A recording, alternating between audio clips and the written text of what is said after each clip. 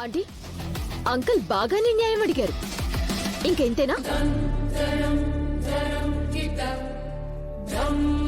వీళ్ళిద్దరికి ఉన్న కోరికలు సరదాలు తీర్చుకోటానికి ఇలా డ్రామాలాడుతూ పైగా నేనే తీసుకువెళ్లి వదలనని అబద్ధం చెప్తున్నాడు.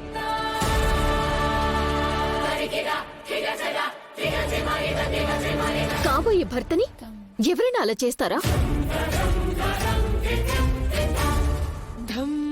ఈయన వల్ల అదింకా తప్పించుకుంటుందంటే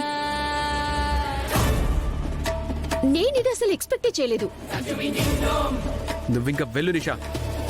ఎవరు చెప్తుంది అబద్ధమో మా నాన్నకు అర్థమైంది. దయచేయి.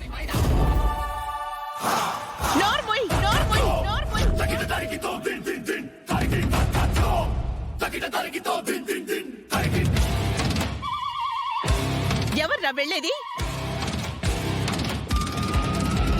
వింటున్నాను కదా అని ఏమీ అనలేను అనుకుంటున్నావా? పేటరేగిపోతున్నావు. నీకు దాన్ని వెనకేసుకు రావడానికి సిగ్గుగా లేదు? నాకు అవమానంగా ఉంది.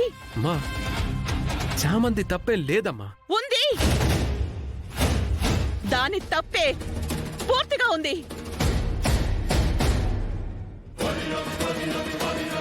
అమ్మగారు, నోరెత్తావంటే చంపేస్తా. నీ గుణమేంటో మొత్తం నాకు తెలిసే. అందుకే మొదటి నుంచి మొత్తుకుంటున్నా. ఈ పెద్ద మనిషి పట్టించుకుంటేగా. చూసావా హర్ష? పైగా ఇందులో దీని తప్పేమీ లేదు అని ఎలా వాగుతుందో.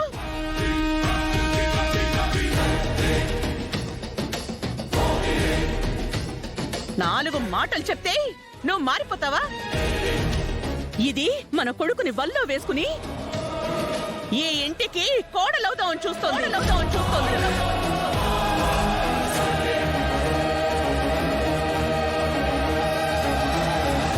అదెందుకు తెలుసుకోలేకపోతున్నావు?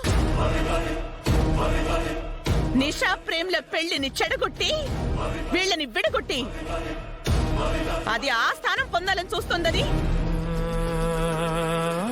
నీకెందుకు అర్థం కావట్లేదు? అది అర్థమయ్యుంటే నాకీ బాధ ఎందుకంటే